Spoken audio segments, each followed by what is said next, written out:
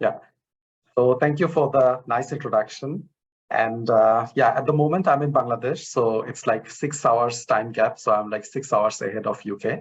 And I started my fieldwork last year in September. And I would like to talk about my fieldwork today. So already you told about my introduction, so I'll just directly go into my presentation. So initially, I'll talk a little bit about the overview of my presentation, where I'll talk about observation and then also what are the primary goals in my fieldwork and also what went beyond the plan and how to stay in touch with people whom I'm observing and also collecting data from, and then a little bit about self-care. So my project is about gender and sexual minority community. And my project is about like how should critical social analysis interpret different processes of community organizing. So it's also in West Bengal and Bangladesh. So it's more or less about the different practices that belongs to the sexual and gender minority people over here, like the traditional practices, as well as like use of internet and also NGOization. And I'm using 5 methods to observe them. So there are like creative methodologies, as well as there are interviews, there are like event observations and many other things. So initially, like while I was doing all these like ethical applications and also like planning to come back to Bangladesh and like do all these interviews, it was very overwhelming. But when I came here, it's also, I understood that very important that to come down. So generally, ethnography or like, for example, people who are into social science and arts and humanities, they can relate it that like it requires a lot of engagement with the local community. So I was working with this community for a long time, but then again, I was not here for some time for my year 1 in Glasgow. So it requires a lot of engagement, and it's also a social process, like to reveal the social relations and the group of people. So it also requires to go through this process. And it's not only that like I observe them or like it's not only that to collect data through the interviews, it's also to entangle oneself with their social life and make fundamental democracies. And finally, it's a lot of befriending. What I understood that there are different relationships, different tensions between groups, people, leaders, and volunteers, and many other group of people that exist in an organization. So it also requires a lot of befriending to strangers whom I really do not know, but then I know bits and pieces of their life and how to befriend them. So when I started my field work, then these are the primary objectives that was in my mind. So as you can see, the big portion is transcription, which is taking most of my time. So when I was planning in my year 1 that how will my field work look like, or during my ethics application, I did not realize that majority of my time will go through transcription. For transcription, because I thought that probably it's big, I understood, but I did not understood that it will take so much of time. So at times there are like interviews of 2.5 hours, and to transcribe that, I required like 4 days or 5 days, and these are generally like 25 pages, 30 pages sometimes. So this takes a lot of patience, and this takes a lot of time in the entire fieldwork process. So I think I go to different places, go to different organizations, collect data, observe them, be with them into different events. But when I return, it takes like 20 days, 25 days to transcribe, and I am like way behind. And apart from that, there are also like a diary that I need to maintain where I write about like what I see, what I plan, and like how do I interpret. I go to different events, and I also take notes out of them. And there are regular supervision sessions for which I need to do some reading as well as writing, where I relate the theories with the practice that I see around. And also it takes a lot of time when I plan all these appointments, which are not where I'm living, in different cities where I'm going. So sometimes these are like all new experiences always. Sometimes there are people who are saying that like, when you come, we will be setting up the appointments. You don't have to worry. We are very flexible, and this will happen. And when I go there, I figure out that like these are the most complicated thing to handle with them, to set out all these appointments of the people that I need to take interview. Then again, there are people who ask like 10 different kinds of questions that like, why do you need this research, and why will this research come to our help? And can you write briefly about your research so that we can share it among our organization? Can you translate it? Can you change this phrase? Can you make it short? So there are people who ask me a lot of questions, give me a lot of trouble before I go there. But then again, when I go there, they act super friendly and they organize everything for me. So it's a very different thing on like what I rely on and what are my new experiences. But apart from all these things that I knew before starting my fieldwork, there are also other things that I need to socialize a lot, which I did not calculate before. So I need to attend local events, which are not exactly the events whom I'm observing. So to mingle with the community, to know more about the community and to build the trust, I need to go to many other events, many other like seminars, discussions, and also be very active in social media, be nice with people. And each time I go to different places, it's also I need to force myself and put a lot of effort to do the calculations and bills, because all these bills I need to send it to the university and then they disperse it from the grant I have got for the fieldwork. And I think the previous presentation talked a lot about the research method. So I'll just say that like I had selected 5 methods, and while I was leaving Glasgow to start my fieldwork, I thought that like maybe it was not very wise to choose all these methods. Like these are like too many methods to handle, and like I just made my life complicated by choosing so many methods. But then when I started my fieldwork, I realized that I need one more method. So during my fieldwork, I applied for another amendment and I applied for another method, and now I have like 6 methods, which is like insane. Time management is one of the core things, as this is discussed since the beginning of all the presentations. But it's also interesting and important that like one of the key challenges that I have faced so far, and I feel that how to manage time from others and how to be flexible. So like, for example, there are people who want to give me interview in the evening.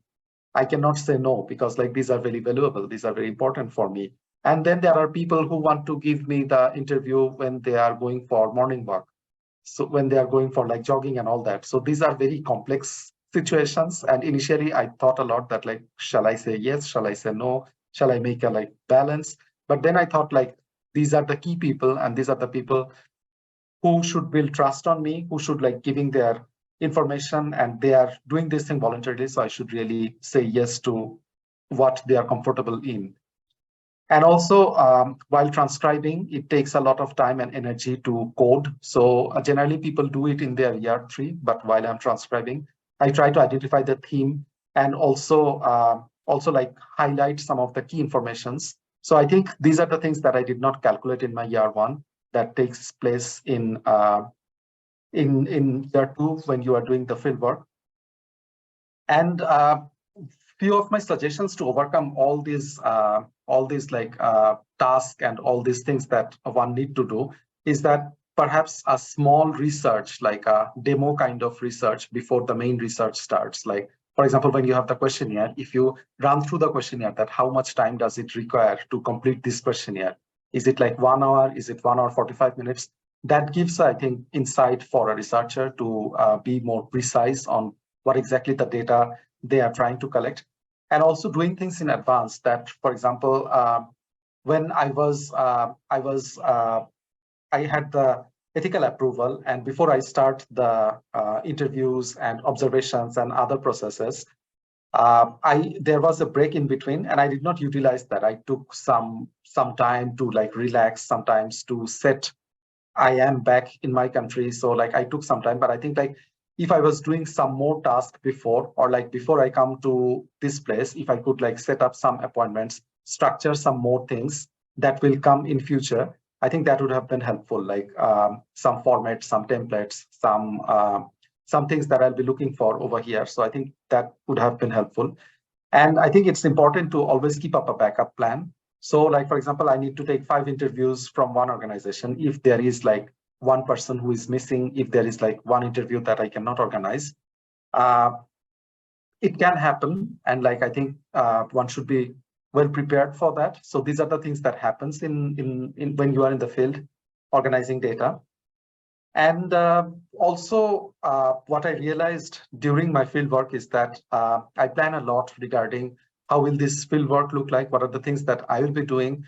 Regarding the ethics application, I think the people who are now working on ethics application, they already know the pros and cons of things, the kind of details, micromanagement they really look for. But then again, what I learned during my fieldwork is that it's also very important to keep a relationship with whom you are collecting the data from. So what I did not plan at that time is that how will I keep the relationship? So over here, while I was doing the field research, I understood that it's very important that I keep in touch with them, even if the data collection is done. So I think I need to be in touch with them in my year 3, year 4, probably the rest of my life, because it's important and I might need more details, more data from them next year. So it's important to stay in touch. And I think I also need a plan for it, that how often shall I communicate with them? How will I communicate with them? Shall it be like wishing them in their birthday? Shall it be like only calling them when I need an information? So it requires a plan, because often there are clashes, there are like fallouts between research participants and also researcher. And I think that's very bad when a research is complete, because if the participants or if the community do not agree on like what you are doing, or like, for example, if there is no common understanding between these two points, then I think it's really upsetting. So it's important. And also sometimes when you are going to all these places, trying to be friendly with so many people and being nice and like learning a lot of these personal informations and sensitive informations, it can happen that like you become like you develop a soft corner for these people. And then there was this question in my mind that like, can a research participant be my best friend? Can a research participant be my friend? And then I was discussing with my supervisor, and this came out that like, it's very complicated and there is no like right and wrong answer, because it's complicated, as it's difficult to write about a friend. It's difficult to criticize a friend. There is always a chance to be very subjective. That's why I think it's always said that like you should keep a certain distance with your research participant. But then again, no one will set this distance for you. It's like up to the researcher where to stop and how far to go. And also, I would like to quote one thing over here. So it's one of my favorite researcher from India, who is called Alpa Shah. And she talked about tensions between activism and anthropology. So there are tensions between groups, there are tensions between researcher and participants. So often there are these are like discussed that, for example, a research project might bring a lot of cultural privilege for the researcher, but what will happen to the community? A lot of people do not try to understand that how will this language, this jargon, these academic journals will help in their lives, in their way of making changes. So there are a lot of discussions around it. So altogether, it's a political act that enable us to challenge. And there are these hegemonic conceptions where a researcher is in a higher position, and the people, the community, or people whom you are researching on, they are like in an inferior position, because you are collecting the data and you are holding the ownership of this data. But then again, there is this tension which is important to address and like keep in mind while going through the entire research process. So finally, I'd like to talk briefly about self-care. So during the entire field work, I think, though you are going to a different place, perhaps like it's your native country, perhaps it's a new country, but it's important that the things that you are doing, it's like multiple kind of thing. It's not like only reading or only writing. It's important to debrief. So I think it's helpful if you can have a like, not supervisor, but like someone local with whom you can discuss time to time, like monthly once or twice in or like once in 2 months, and discuss about the difficulties, the challenges, your findings, your thoughts, those things. And also to be present, because there are moments when you feel vulnerable, there are moments when you feel exhausted, but to be present and to move forward. I think it's very important not to think a lot about the past, not to think a lot about the future, but to be present. And then also do other things what you feel like doing. So it's not only concentrating into transcription and writing and theory and socializing, but also what you feel like doing. I think it's important to separate some time and do those things, if that's like being isolated from everyone and have some me time, I think that's also fine. And finally, seeking support. There is support out there. I think it takes energy and that gut feeling to reach out those places, but there are people to help and support. So I think it's important to know those and to reach to them. So that's all about my presentation. Thank you. I quoted one person, which is Alpasha. So I wanted to give the reference over here. And thank you for listening.